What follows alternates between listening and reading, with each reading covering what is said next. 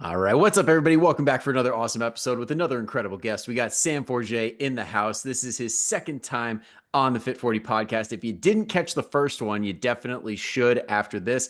But for anybody who doesn't know Sam yet, he is an expert in helping burnt out dieters break the cycle of yo-yo dieting. He's been a coach for over 10 years. He's been a fellow presenter with myself on the Real Coaches Summit pregame, and he is honestly one of the best no bullshit coaches that I know because everybody loves throwing that tag around nowadays. But Sam is the guy. He doesn't just drop F bombs for no reason. He tells you the truth, and I love it. So, Sam, welcome to the show. Dude, I'm honored to be back. And not only was that a very flattering intro, but your radio voice, like that was electric. The energy, the delivery, that was phenomenal. Hey, I'm getting it up to that point. I want somebody to listen in and be like, "Damn, okay, Bruce Buffer, move Yeah. along. We got Actually, this it was guy." funny. I'm not roasting you here, but something that my dad used to say to just like our friends when we were younger to roast people is that you have a face for radio. Oh, okay. That's the Thanks. ultimate. That's the ultimate old man joke. Yeah, You just got a dad face for humor. radio, kid. Yeah, yeah. Or like actually my grandfather, rabbit hole, but my grandfather would say, "Oh, is your dad a weightlifter?" Like, yeah, why? He'd have to be to raise a dumbbell like you. All right, just getting That's roasted. that's even better. That's a fitness Yeah, one. yeah, yeah, yeah. But anyway, yeah, great intro. I appreciate you having me back, man. I'm excited. Of course, man. Of course. I've been looking forward to it because for everybody listening, I was just going back and forth with Sam, catching up, and we got on the topic of 1200 calorie diets. And he's like, "You want to do a podcast on one?" And I'm like, "Hell yeah." So that is going to be the main thing. And then we're just going to see where the heck the conversation takes us. And we do have something special planned if we have time at the end, but I'm not going to spoil the surprise just yet. So, let's talk 1200 calorie diets. Now, I know a lot of people have been in this position where it's like I'm eating only 1200 calories and I just can't lose weight. And it's super frustrating. And on top of that, you got a bunch of fitness professionals being like, "Well, obviously you didn't eat your 1200 calories." So people feel like, "Well, I'll just go fuck myself then." So, where should we even begin when somebody's like, "Okay, 1200 calories is not working for me?" So actually, to quote our mutual friend Adam Badger, there's a difference between eating 1,200 calories and logging 1,200 calories. And as you already alluded to, that's the issue that most people are running into. I don't doubt when you look down at my fitness pal, you're seeing 1,273. The likelihood of somebody actually eating that amount of calories over an extended period of time and not losing weight is virtually nil. But this is where I think it's super important for clients and coaches to feel like they're on the same side of the table and not like opposing each other. So, and I see this all the time. I know you do as well, where a client is logging 1,200, 1,300, super low calorie amounts, but they're just not losing weight. I never then want a client to feel like I am attacking them or challenging them or thinking they're a liar. That is not my objective at all. The thing that I actually want to emphasize for anybody who feels like their dieting experiences are almost being invalidated by us coaches saying like you're not eating 1,200 is that even coaches, trainers, nutritionists, dietitians have a very hard time tracking with a high level of accuracy. So when a coach is saying like, hey, you're probably not actually eating 1,200, that doesn't mean that you're not trying very hard. That doesn't mean that you're intentionally lying in your food log. Doesn't mean you're a bad person. Doesn't mean you're a failure. Any of these things. We just have to play a little detective and figure out what I call where the leaks in the ship are. Another thing to keep in mind is that these leaks add up very, very quickly. So another common scenario with, I know a lot of the people that we both work with is that their maintenance might be maybe 1,850 calories or so. So if we did want to put them in the classic 500 calorie deficit, already they're down to 1,350, which I don't love virtually ever. But let's just say we did put you down to 1,350, maybe 1,450 or so. That's not a lot of room for error in terms of staying in a deficit. So 500 calories can sound like a lot, but something as simple as like I had Pop Tarts last week, and a lot of people don't realize that a serving of a Pop Tart is one of the two pastries in the package. So something as simple as you look at the nutrition label, you see, okay, it's 210 calories for a serving of Pop Tarts, but you don't look a little more closely and say, actually, I just had 420, 200 calories right there. Maybe your partner prepares dinner for you and they're like, oh, I just used a drizzle of olive oil, but most drizzles are not drizzles. Another common example would be somebody's making an omelet, a little bit of cheese goes in the pan, a little bit of cheese goes in your mouth. Same thing for peanut butter. You weigh a portion of it, that last little bit that's on the spoon, you have right there. That Pop Tart plus olive oil plus peanut butter example I gave could easily be north of 350 to 400 calories that are not being accounted for. So to bring this back to the main point, no, you're almost certainly not eating 1,200 calories consistently and not losing weight, but that does not mean like you're this awful client who's trying to mislead anybody. It just means that we have to look a little bit more closely and get those leaks plugged. Yeah, that made me think of the Lenny and Larry's cookies because people don't realize that they pulled some shenanigans. Like, who the hell let them say, "Oh, by the way, a serving is half this cookie" on Right. the Who label? does that?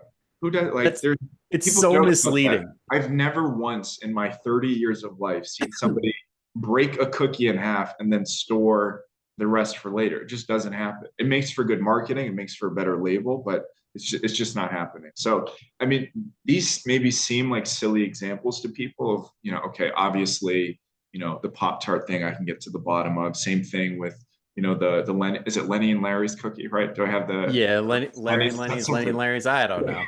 people know what we're talking about. But it could be something as simple as like I have a client that I worked with years ago who was reaching what she felt like was a plateau. Plateau is another hot topic for me, but she felt like she was reaching a plateau. Same thing, her maintenance calories were not super high, so she didn't have a lot of room for error.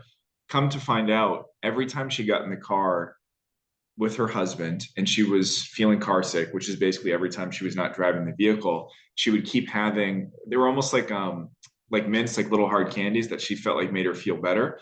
And I don't know what those are, 30 calories a pop, maybe 50. She was having like 40 a week. So in isolation, I mean, I'm maybe that's hyperbole, but in isolation, no, throwing one of those in every now and then, not a big deal. But if somebody's on paper ideal weekly deficit, especially with low maintenance calories, is, I don't know, 3,000 under maintenance for the week, and you've now had 300 unaccounted for calories of these little hard candies, no, not a big deal in isolation whatsoever. But that is 10% of your weekly deficit. So it's not nothing, especially when you have a like, it's not a big deal attitude about so many things throughout the week, which is what most people do. So again, I don't want to be like an alarmist here, act like clients have to put, a piece of gum on a food scale. I'm not saying that, but it's a lot of those little things that you don't feel like make a big difference. They add up in a major, major way.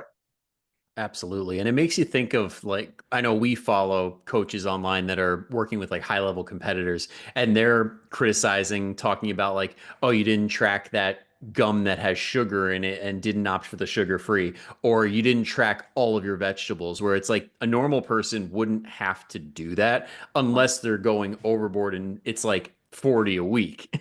Yeah, yeah, yeah. Maybe she wasn't having 40, almost certainly not. But Yeah. it was a No, but non-negligible amount relative to her numbers. yeah, but it's like in a normal context, it's like, yeah, you don't have to do that. But if somebody listening right now is like, well, I kind of do that a lot, then it's like, okay, that's going to add up. You know, it's going to add up. So sometimes doing the math lets you know, hey, I either have to dial this down or maybe just cut it completely. And that's really the missing link here. Because at the end of the day, everything Sam just mentioned is putting you in the power position. It's not criticizing you as a human. It's not saying it's your fault. It's like, hey, this one thing might be holding you back, fix it, bang, we're right on track.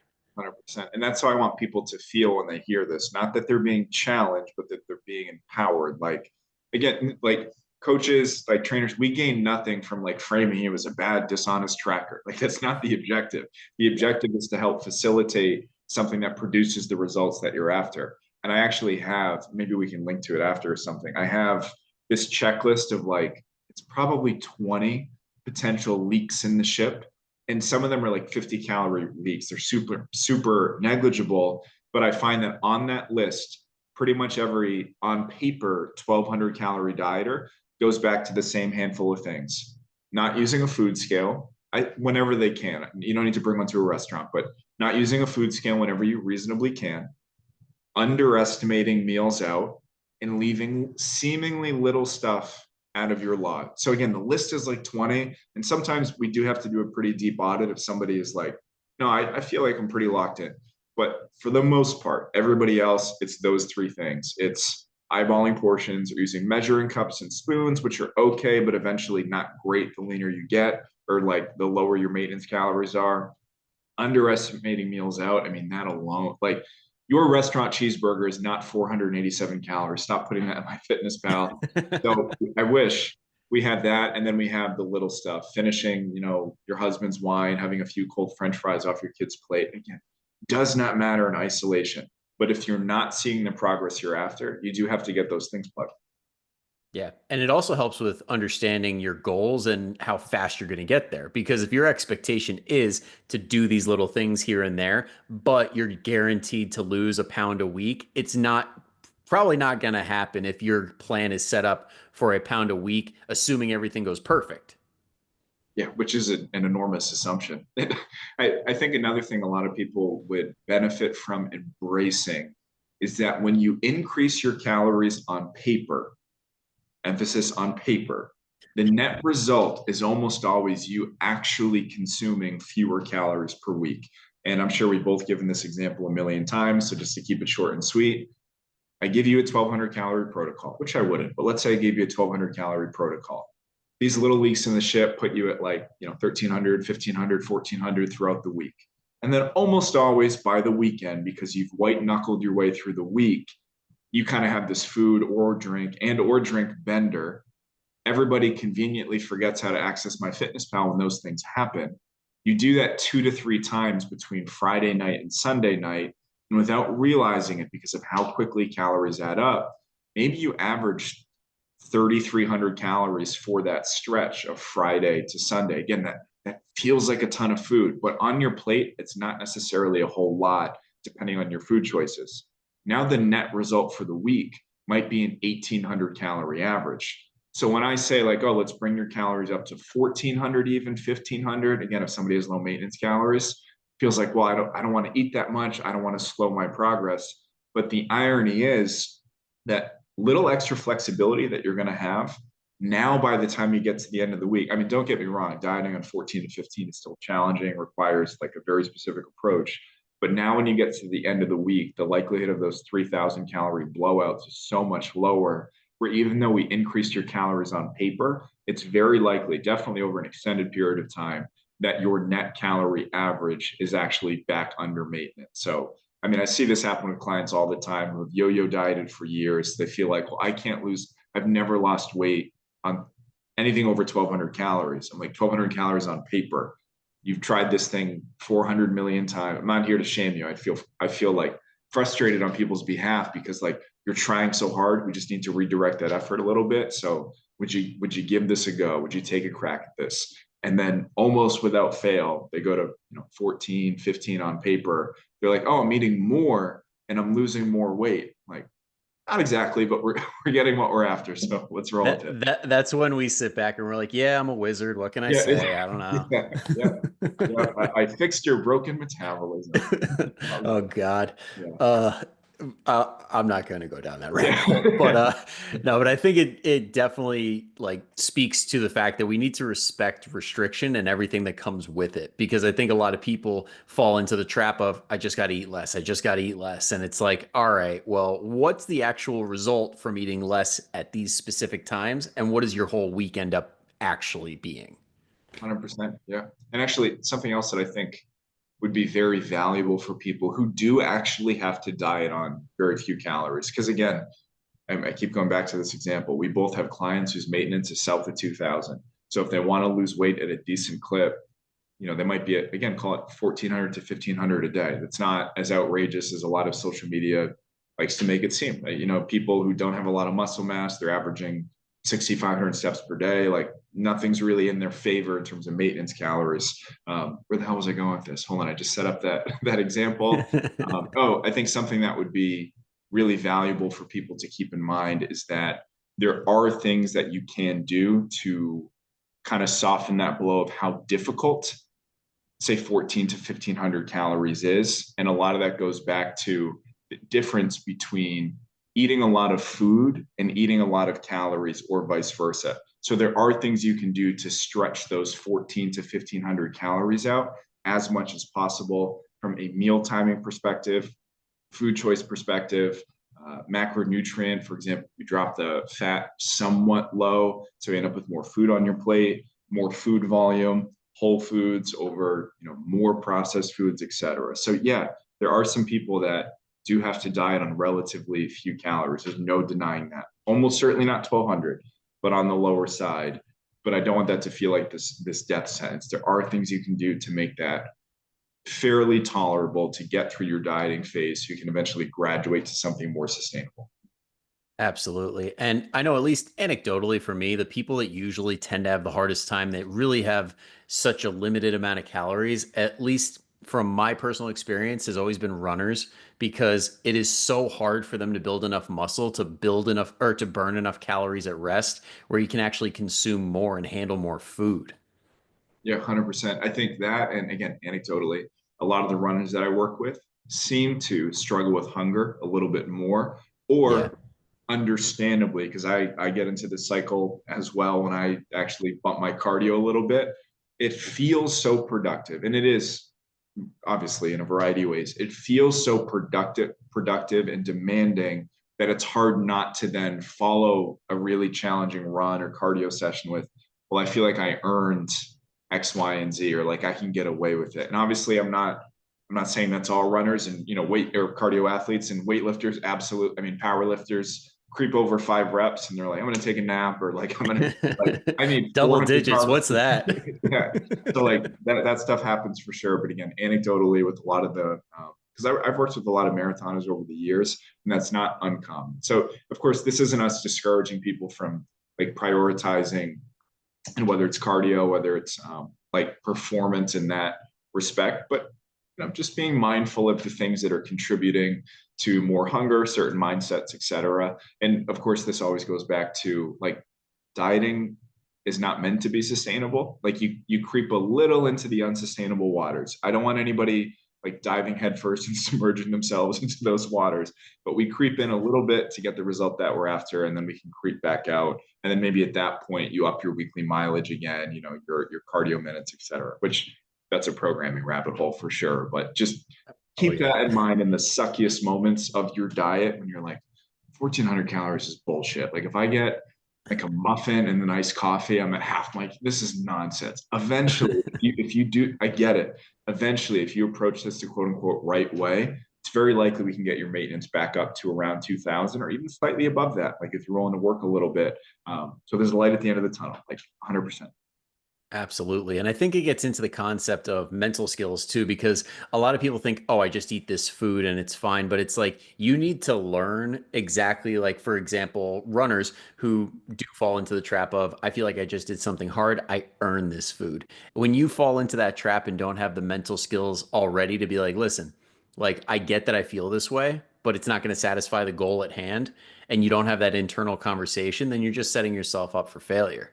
And then it also gets into the idea of, like, I know I did a post about this the other day where it's like people take dieting and really balanced eating and balanced dieting for granted. They're like, oh, so this is just eating normally, when it's like, no, you got to learn the skills. Yeah, absolutely. Both, I mean, the emotional side of things of like learning to not regulate with food. We're looking at things like, plate structure. Like you can put together a decent plate in virtually any setting. Things like meal timing, things like understanding macros, so you can kind of look at each plate from an aerial view. So yeah, to your point, a lot of people maybe think it's I just need the grocery list or I need the right macro setup, et cetera. But there are so many subcategories of skills to develop that will set you up for success, whether it's in a dieting phase, whether it's a maintenance phase, whether it's a performance focused phase, et cetera. Um, Something that I always drill with my clients is that not every meal needs to check every box. So I'm glad that we've already touched upon both fat loss side of things, maintenance to a degree, and performance, because there are some meals, again, maybe I'm taking us in a different direction here, but there are some meals that make a lot of sense from a performance perspective that would not be great choices from a fat loss perspective, that would look a little bit different from a health perspective, that would look different from, I'm just trying to enjoy myself, be present, make a memory, and I feel like this contributes to that in some way. So I think a lot of people do look at nutrition. Is this good? Is this bad? Is this healthy? Is this unhealthy? Should I eat this or not? When you have all these subcategories of, yes, the skills to develop, and then also, well, what's the objective for this meal? the day as a whole, the week as a whole. Speaking of running, I have a friend who's doing some gnarly distance work this weekend, and he was talking about all the Powerades that he's going to be slamming, all the gels, etc. Obviously, if somebody's on 1,400 calories, it probably shouldn't be having 400 to 500 calories of Powerade. The rest of the day is going to be miserable. You're going to be starving. But for his performance goals, that's a nutritional decision that makes a lot of sense. So, Yeah. I actually get back to your point. I think that in itself is a skill to develop, is being able to look at, okay, this isn't binary. What am I actually trying to get out of this meal? How do I work backwards to check that box, whether it's for the meal, the day, the week, etc. Absolutely. And I love how you brought up the whole idea of like, what's the objective of the meal? Because I think a lot of people are just kind of floating through and just being like, well, I got to stick to this calorie goal. And that's pretty much it. It's not, by the way, this meal is a celebration, or this is like a meal out, but it's not necessarily something where I'm like going crazy, even though most people end up treating both exactly the same.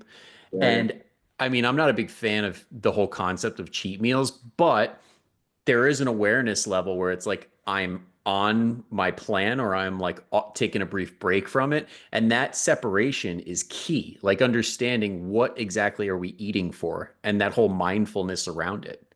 And it removes the guilt that often comes with that binary mindset. Because if you, and I'll give a real world example in a second, but do you think pizza and alcohol are inherently bad? Those things make me off track. Those are fattening. Those are unhealthy, etc. Even when you're like, all right, I'm going to enjoy those things tonight, you have that little voice in your head that's like, you shouldn't be doing this. And it takes away from the experience.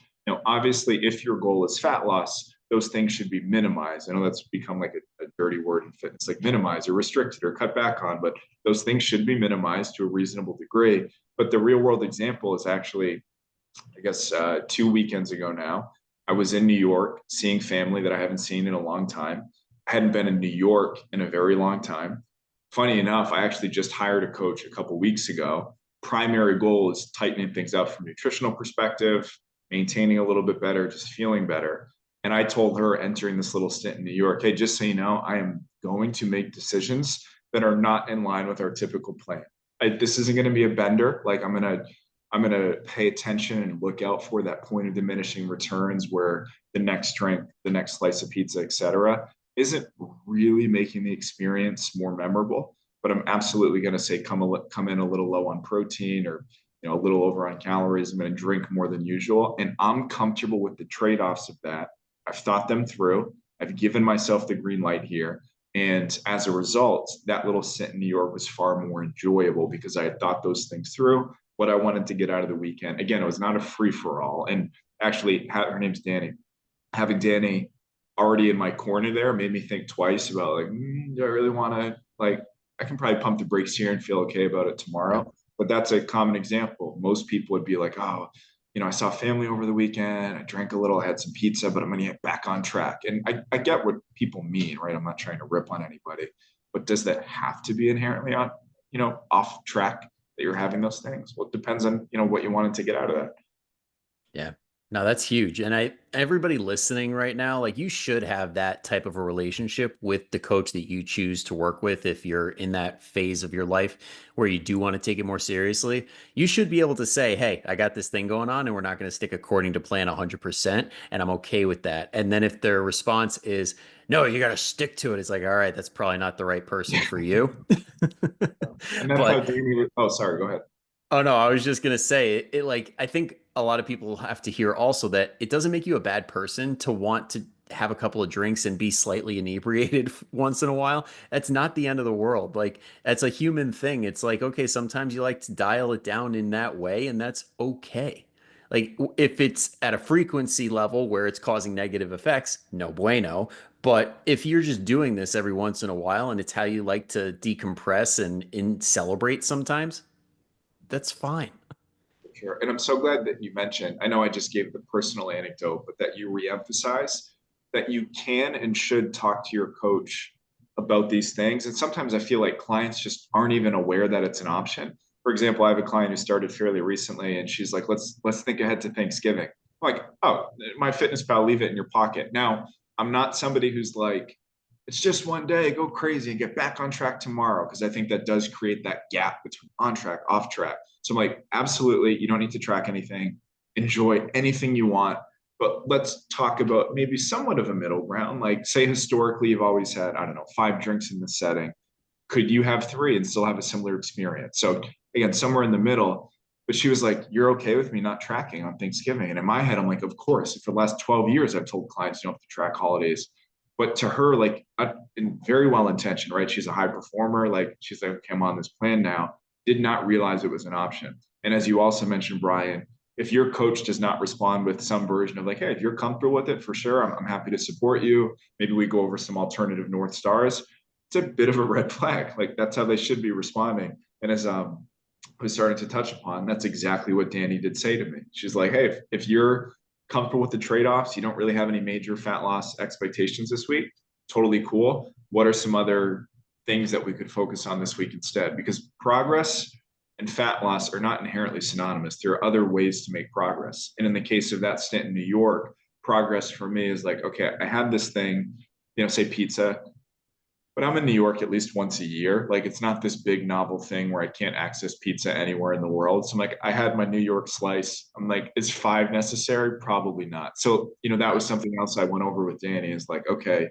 splurge pickiness, splurge moderation, and things like that. So yes, absolutely. If you're listening to this and you're working with a coach, if they're a half decent coach, they would actually be stoked if you came to them with this rather than feeling like it was something that you had to sneak or that something that's like bad 100% of the time need to feel guilty for, because that's how you blur the lines in a very productive way between on track, off track, weekends, weekday, which is what we want. We want this kind of dimmer in the middle, right? That analogy we all use rather than I'm on my plan or I'm off my plan. Like, that's where people crash and burn the second a diet is over. Yep. So instead of 0 to 10, we're going, okay, we're dialing it down to a 6, we're dialing it down to maybe a 4, but it's never like the burner's never off.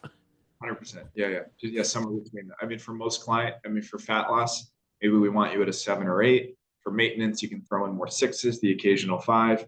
My weekend in New York resembled a 3 or 4 at times, but I didn't go to 0. I didn't go to 0. Yep.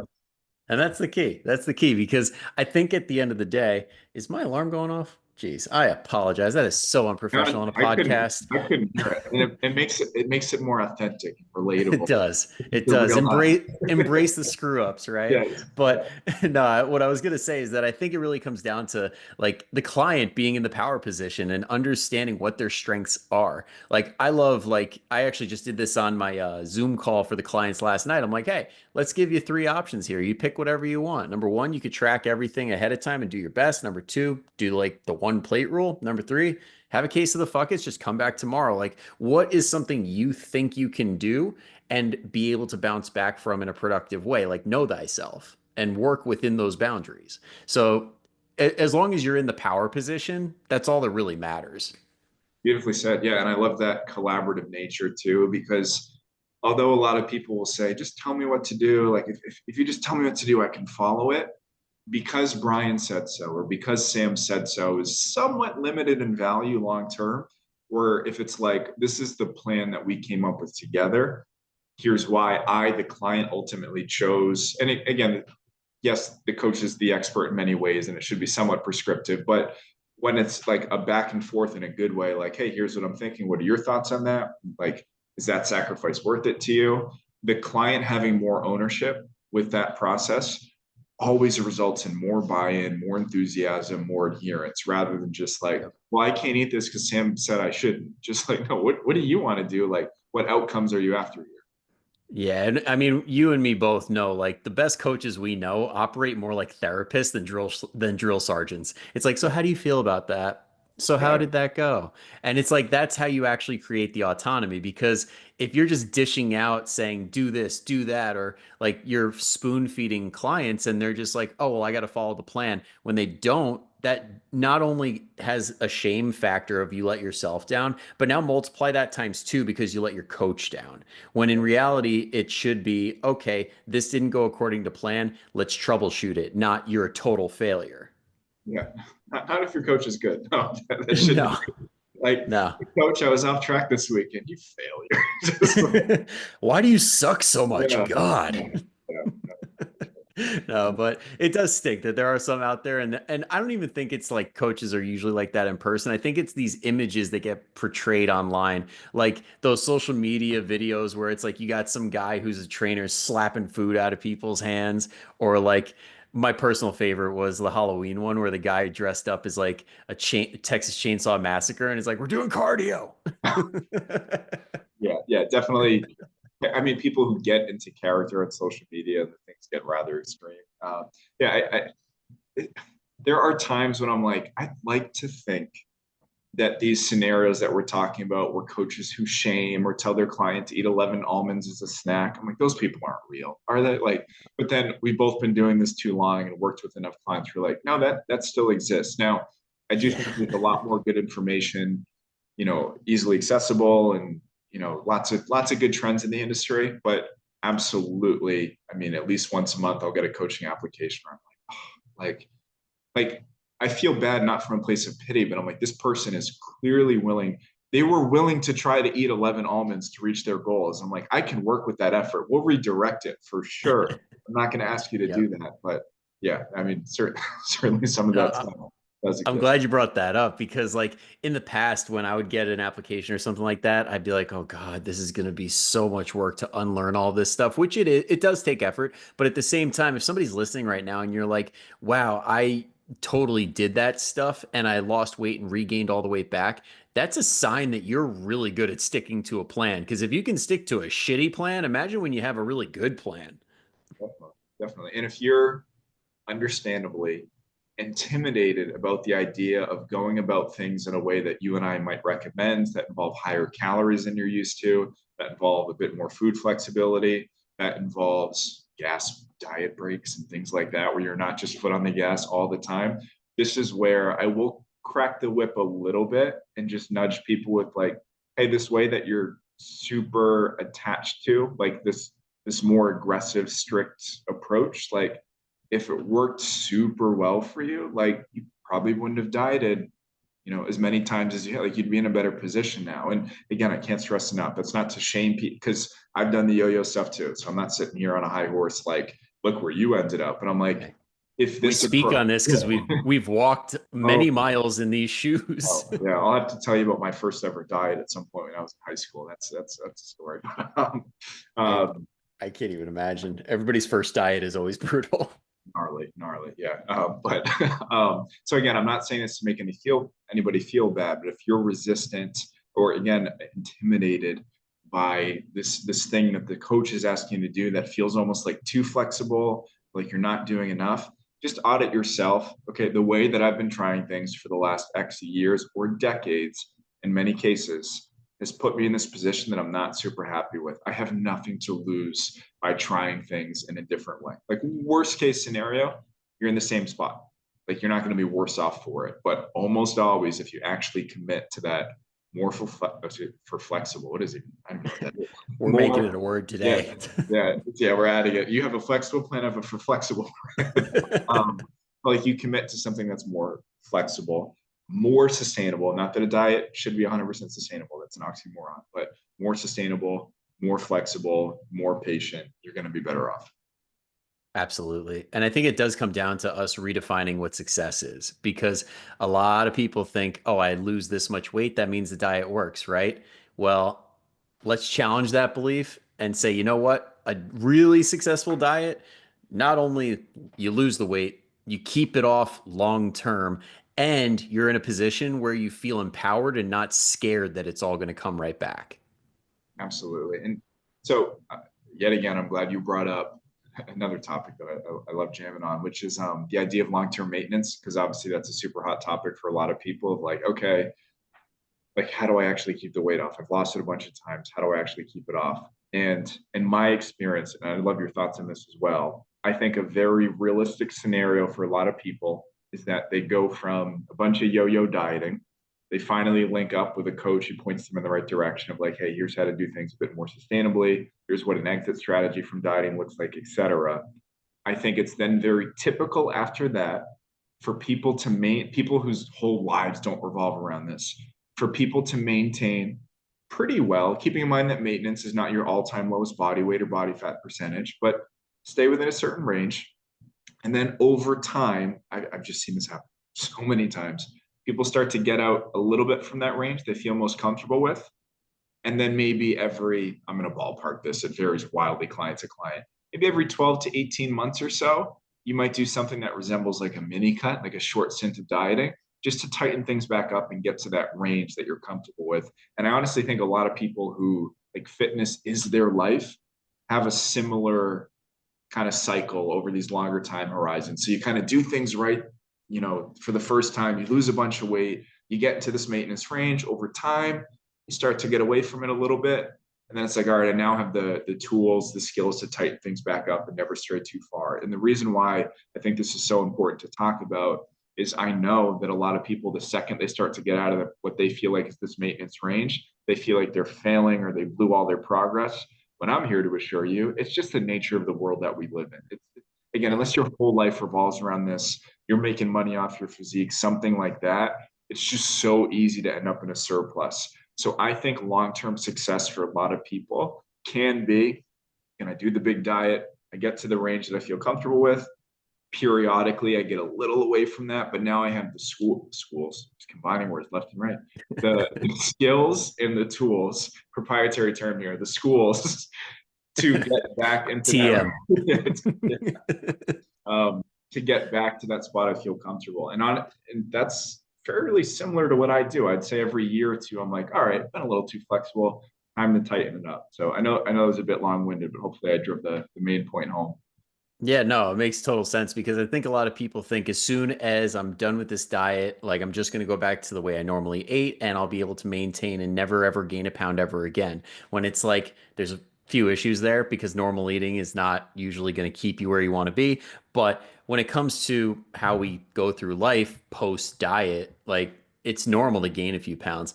But I think it comes down to everybody having some sort of access to some method that keeps them in check and lets them keep tabs on where they're at. Like personally, what I love for my clients is like monthly weigh-ins. Like first of the month, it's like let's weigh in, let's take our measurements, and then if we're in a good spot where it's like okay, inches either decreased or stayed the same, and weight either decreased or stayed the same, then we're probably in a good spot. And honestly, I'd love it if the weight stays exactly the same and we lose a few inches, gain a few pounds of muscle, because that is one of the best long-term strategies out there when it comes to staying fit, keeping the weight off, is focus on building muscle.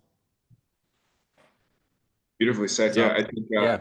the ironic part about focusing on building instead of just habitually trying to be smaller all the time is that the habits that support the building process, strength and muscular development, are ironically enough the things that often do lend themselves to fat loss or having a higher maintenance range, etc. So yet again, I realize that's one of those things that can be daunting for people who have just either been told that or have actively pursued that being smaller, being lighter at all costs is the best thing. But the irony of pursuing the opposite, I'm not saying you have to like bulk and have like 4,000 calories or do anything like that, but just Yeah. what if I focus on more approach based stuff? How can I add more strength, more muscle, more zone two cardio, everybody's favorite topic right now for a good reason, but like more zone two cardio, more high Thank quality. you, Peter Attia. Yeah, yeah. So that had a big spiral effect. But what if I focus on adding, building, pursuing more stuff? Ironically enough, the things that you've always been trying to reduce or do less of, like the byproduct is it almost always ends up being a similar outcome. Yeah, because if your goal when it comes to long term keeping the weight off, if your only goal is stay small, stay small, stay small, you are not going to stay small. It's just not how this works because your body's going to fight you in 10 different ways and you're just not going to be able to resist that long. Like if it feels like it's that challenging 24/7, it's only a matter of time before you're going to break. You need to find some sort of enjoyment in this whole thing because then you start gravitating towards it instead of like forcing yourself to stay where you want to stay.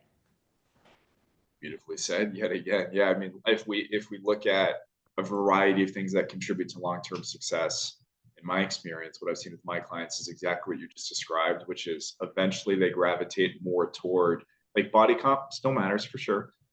Whether it's just, personal preferences, whether it's health-based stuff, et cetera, but that the eventual goal does shift to something more performance-based, something more build-based, something more health-based. So I have clients who have successfully got through a diet and, they get to the place they're comfortable, and there's that now what factor. And I'm like, well, chin ups have been feeling easier for you, just as an example. Let's try to Yeah. get you, from a three, maybe three is the most you can do right now, which is wonderful. That's like 90th percentile stuff. So you can do three chin ups.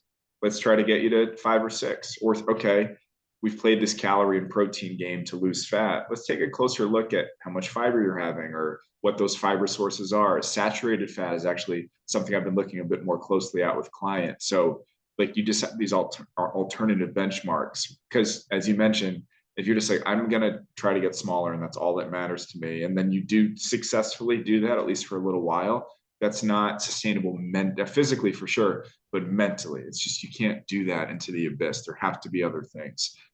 So the process is remotely enjoyable. Yeah, and the burnout's real. It can get really, really bad after a while. So that's also where it helps. Like, again, I know we've brought this up multiple times, but having a coach just to talk you down and be like, you sure you want to do that? Or just like come up with a better plan.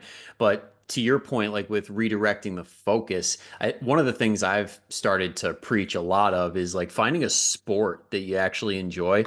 As I'm rocking my Yeah, pickleball I t-shirt. was thinking that. But seriously, like I've been picking up pickleball and I see these people that are 50, 60, 70 years old. I swear to God, one of them's in his 80s. But like it's all I can think of is like a fitness professional is like, all right, there's a lot of power development happening here, which is something that is hugely important as we get older. Like we're getting a shitload of steps, and there's people that are they can definitely stand to lose a few pounds who are doing that just by having fun and showing up when they actually enjoy it. So they're not like, I gotta go to pickleball today. It's like, all right, we're getting there early. We're gonna smack some balls around. Kind of like people treat their workouts sometimes, where it's like, I gotta get to the gym. It's like, no, when you find something you enjoy, you're like, I can't wait to go. Yeah. A perfect example of the byproduct then being, I mean, we're, fitness nerds here a bit, right? But, power development, and we're moving in different planes, and you're getting your heart rate up, and, there's different types of conditioning going on. But you're like, no, I'm playing pickleball. And Yeah. again, as fitness people, we have this alternate lens that we're also looking at things through. But so, yeah, if you can do things like that, just like finding something you enjoy that you look forward to, that you're passionate about. And then I find that another byproduct of that is that the fitness specific stuff also becomes more enjoyable because now you're not doing Bulgarian split squats just because Brian is making me do them. But it's like, okay, I understand the correlation between performing better on these and being more resilient during pickleball. Like I'm going to, be stronger off one leg, more, again, resilient to injury. I'm going to be more mobile. I'm going to feel more fit, yada, yada, yada. So yeah, I think that's a wonderful tip. And I actually just came out of a 15-year, I'm going to say football because my Argentinian friends would be mad if I said soccer, but I just came out of a 15-year retirement and started playing weekly again. Nice, nice. Don't worry, we won't give it away. We won't let them know that you said soccer on Yeah, a live hot mic. somebody's And going to it's listen. well, yeah, we'll differentiate it. It's not football, it's football. But you have a good point because I think like we'll harp on the fact that yeah, you should do certain exercises like single leg, for example, because it's going to help with fall prevention. And it's like cool. You're not going to experience that for like maybe 20 years, but you'll be ready when it happens. It's like, all right. Yeah, yeah. Oh, no, absolutely. I mean, and again, to use this soccer/football example, cardio for me is something that I think like many people, I just don't really enjoy like cardio for the sake of cardio. I'm not like, yeah, I can't wait to get in there and, hit the incline treadmill, like get my heart rate into this zone. I recognize its importance and I do a reasonable amount of it. But since getting back into, I'm just going to say soccer here because it's an American podcast, but since getting back into soccer, I have negotiated cardio far less because there's direct tie-in to performing better or at least less poorly with something. Yeah, I'm not rusty. You're like, if I'm gonna suck, I'm not gonna suck because I'm tired. Yeah, I see exactly. And here's my hot take for adult sports leagues. I think that if you have good cardio and just keep running, good things happen no matter your skill. If we're playing basketball, if we're playing soccer, I don't know a ton about pickleball, but I'd imagine the same idea is mostly true that if your cardio is good and you just keep running those hustle points, like something's going to happen. So Yep. I won't go totally down this rabbit hole, but now when I'm playing soccer, like my skill from a dribbling perspective, not great. My touch around the net, not great. But on defense, I run really hard, I run everywhere, and I just keep going. Good things happen. And to bring it back to our actual point, now when there's a day where I really don't feel like hitting the gym just to do my cardio workout, I'm like, well, I see the tie in here to this thing that I actually enjoy, that I enjoy more when I have a higher fitness level because I'm less bad. So it becomes more fun when you tie it to a lot of the outside the gym things. And then all of a sudden, cardio isn't just about the calorie burn or getting physically smaller, et cetera. Yeah, that might happen as a byproduct, but I don't want to be gassed. Is pickleball quarters? Is it? I don't even know. Like you score like tennis? Like I have no idea. It's like tennis scoring, depending on how Okay, you do it. So yeah. so let's say it's like matches or sets, then right? If we're talking tennis, so all of a sudden you're going in the Yeah. gym because you're like, I don't want to fizzle out by let's say the third match or set, whatever we're gonna say for this. Again, I'm not super. I just turned 30, so now I have to start playing Now you pickleball. have to. Yeah, but yeah, I think people get the Yeah. I want to make sure that we have a pickleball crew at some point at one of these conferences because it seems like everybody's picking it up. idea. But it was like But a Brazilian jiu-jitsu, BJJ Brazilian Jiu-Jitsu. a few years ago. And I know a lot of people still do it. Good for them. But I feel like, okay, what's the next? What are all the fitness professionals doing next? Oh, pickleball. Got it. Okay, that's next. Yeah, I'm all in for pickleball. Brazilian Jiu-Jitsu, like the injury risk and basically just grappling somebody who's super sweaty, I'm good. But We I'm break like glad that basketball. That's it. yep, there you go. You get one person backing you down and you're just like, all right. Shirts for a skin. I'm good. That ship No, sailed. no, we're good. We're good. But as you were saying that, it brought up another a good topic that I didn't honestly even think about that much until you framed it that way. And that is like becoming an asset to your team feels really good and fulfilling because a lot of people almost take their roles in life for granted a little bit. It's like, yeah, I'm just a dad, or it's like, yeah, I'm a husband or a wife or whatever. And it's like that's just who I am. It's not, oh, I take super amazing care of my family and they appreciate me every minute of the day. It's like nobody gets that level of appreciation usually. But when you're like on a sports team, for example, there's that immediate feedback of like, I'm contributing here. This feels really good. Like I'm very valuable in this circle that I'm in. So it brings a lot of mental benefits with that as well. Yeah, I mean, to tie it back to strength training briefly, one of the things I like about performance-based goals compared to just calorie burning goals is every time you get in the gym, you have an opportunity to have like 15 wins. I've never hit that weight before. I've never recovered this quickly. I've never, done this many reps with that weight, etc. And sports, same thing. Like as you get better, every single time you walk onto, I'm really outing myself here as somebody who knows nothing about pickleball. Is it a pickleball court? Court would be the It's a terminology. court. It's a Yeah. court. You sound like such a yeah. Anyway, so you walk onto a We'll pickleball get you court. indoctrinated Yeah. real quick. Don't you All right, worry. thank you. But you walk onto a pickleball court, and as you get less bad, you have so many more opportunities for wins. Where over the course of I don't know, 90 minutes of playing, you have just gotten so much, ideally, positive feedback, reinforcement, or honestly, like I think in most leagues that aren't overly competitive, even when things don't go super well, it's still fun. You're still having that community element. There's still so many things that I think people do miss out on in their daily lives. So yeah, I mean, I'm with you, man. Yeah. And we actually have two sides. There's one for like the people that are not taking it super serious, and then there's the competitive side. And I made my way from the not competitive, like just having fun, guys, to all right, I'm gonna spike it on your ass. Yeah. So here's my personal thing with any sports or games. I don't care a ton about the skill. I just want to play with people who are in the middle ground of I'm not messing around. I'm not just like doing whatever, but I'm also not going to take your head off with a racket. Like somewhere in the middle of those, because I don't think either end is again, this is just I guess a personal thing now. I don't think either end is that fun where people like they get mad when they're walking back to their car. And I'm like, all right, homie, like we're good, we're good. And then on the other side, you have the people who are just blasting it out of the courts for no reason. I'm like, well, that's not fun to me either. And I'm fortunate in that Yeah.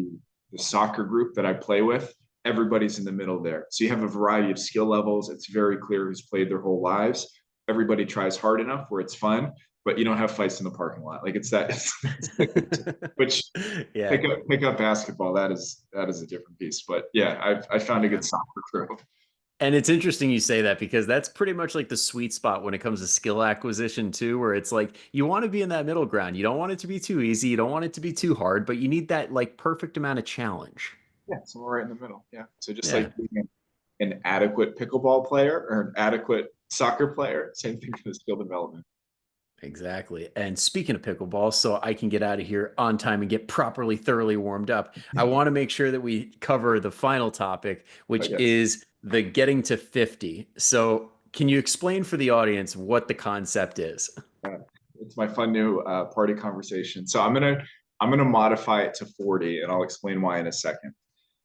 So the What, game because we is got fit 40? Is that why? yeah, exactly why. Okay, so the objective of this game is to get to 40. The way you can get to 40 is by running a mile, eating a donut, or drinking a beer. That has to happen within 24 hours. You can do it in any order you want. It just cannot be simultaneous. So you can't be like, I'm gonna eat donuts while I'm running. No, no, no, no. They have to be separate tasks, but you can break it up however you want. It just has to be over a 24-hour period. So if the goal is to get to 40, you could theoretically run 20 miles, have 10 donuts and 10 beers. And I think this is so fun because I forget who shared this with me a while ago, but I was in a very mixed group 2 weeks ago when I was in New York with some really serious runners. For example, my twin brother is quite the runner. So I bumped it to 50 for him. He's like, well, I'll run 35 miles and then have 14 beers after, and then a donut to wash it down, or vice versa. Like, oh, okay, casual. I won't be running 35 miles. So, and then you have people who are, how many drinks per hour would I have to average to get this done? So, no wrong answers. You just have to get recorded. So, To be Brian, honest, that's where my mind went first. I'm like, how and, many beers could I and do in a this is a day? safe space. This is a safe space. So let me ask you this: how would you get to 40? I think I would go with, for the first like 10 hours of the day, I'd probably go with a mile run on the hour for like those first like 10 hours. Maybe have like a donut or two in between just to keep fueled. But on the day, I would do 20 donuts. 20 And donuts that is very easy for me, for anybody wondering. And then wash it all down and have a session at the end of the day with my 10 beers. and beers. Okay. And so earlier in the day, you'd be alternating a little bit of running, a couple of Yeah, donuts. because I figure like a mile for me would probably be around like, I don't know, what would that be? So maybe like 10 minutes, we'll call it. So that would be about 100 minutes of running. So yeah, I mean, I think I could do like 10 minutes of run, chill for 50, munch on a donut, and do that 10 times. So yeah, I feel like that would be doable. 20 donuts, 10 miles, 10 Yeah, beers. so do like a mile for 10 minutes, rest for 50 and eat a donut and then do that 10 times. So now I've knocked out all the miles, half the donuts, go finish 10 more donuts and then have 10 beers to have a session for the rest of the day. Okay, sidebar. What's the most donuts you've ever had one sitting? I don't think I've ever tried, but like I mean, probably like maybe only like 3 or 4. I'm not much of a donut person, but if I You really said 20 wanted with so to, much confidence. I'm like, he's definitely had a lot of donuts. because I automatically would go to competitive eating style where it's like, all right, you take all of them, smush them down, and they're basically like the size of a burger bun, and you're just like, okay, I could do that no problem. I'm going to modify this for the next person that you're not allowed to do that because I want to make it more difficult. So the problem, Yeah. I want to get you out of here in a second. The problem for me is that I am a super lightweight. So in beer fills me up so much. So that 1-2 punch. I mean, Yeah, we got to establish the percentages here because I can't do beer. Like gluten is not my friend. So the donuts would also have to be gluten free, which means they're super dense, which would make it even harder. But if this was like ciders, some of those ciders get up there to like 6, 8%. I will be sloshed halfway through. There's no way. great word choice. Great word choice. That's it. And another reason I like playing this is because people do those modifications. Well, gluten free is a legit. I need that, but or you need that. But somebody might be like, "Can I swap donuts for pizza?" And I can get a little creative. Nope. I don't give Nope. people too much latitude, but I think it can get fun. Myself, again, just I know you got pickleball. I feel like I change my answer every time. I'd probably run maybe 15 miles, I would have 20 donuts and 5 beers. And I think very similar structure to you, where I'd run maybe a mile and change, have 1 to 2 donuts, mile and change, 1 to 2 donuts, and keep up at that pace. You know, I and so I've actually had 12 donuts in one sitting multiple times. I used to be like a big donut guy. I just wonder like when do we hit that wall? Like I'm like, okay, this is a reasonable cadence, but like, and I've run half marathon distances, but never with 15 donuts under my belt. So this can make for some fun content, man. I don't know. I Man, always now that I'm coming up on my 32nd birthday, like what is it? Like less than a month away. I'm now thinking like I wonder if there's a version of like adding like weights into this because I was thinking for my birthday I like want to be able to like overhead press half my body weight, be able to like reverse lunge my full body weight and something like that. But I'm like I wonder how this could factor in. yeah. Well, I mean, a simple one is you could just get to 32, like for the number, and that might feel a little bit more realistic. So you don't have to have 20 donuts. I mean, that comes to mind. Forget the That performance could. stuff. We're just like, oh, you'll only have 15 donuts. Only. Yeah.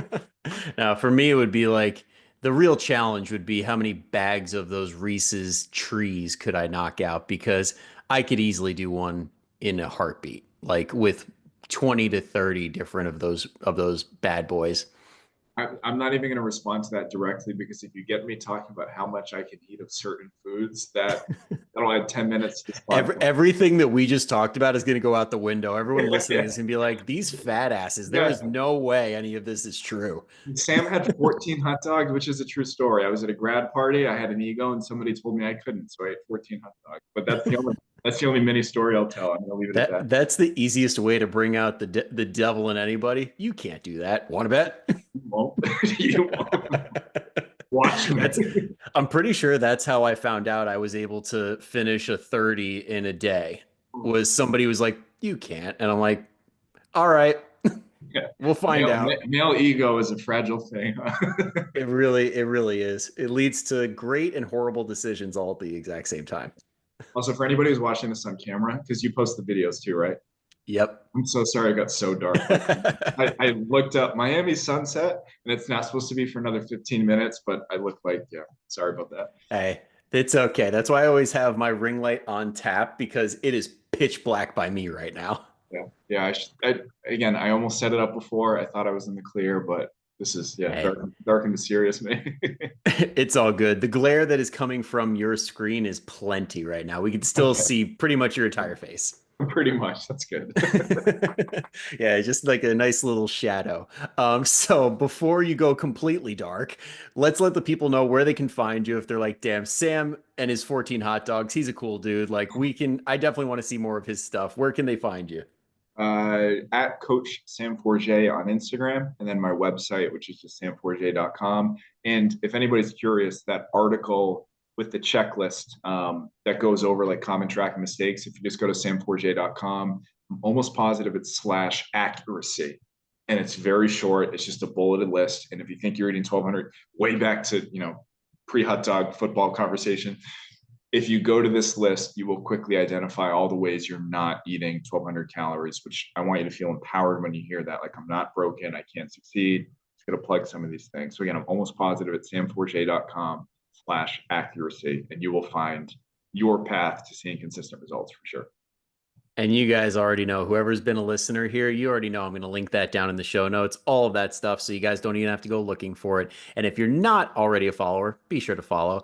And the only ask is that if you guys heard anything that resonated and you have that one person in your head right now that you're like, damn, they really need to hear this conversation, go and send it their way. You know they'll be thankful for it. So thank you ahead of time from me and from Sam. And until next time, guys, we'll see you same time, same place next week. But until then, go kick some ass. I will see you later.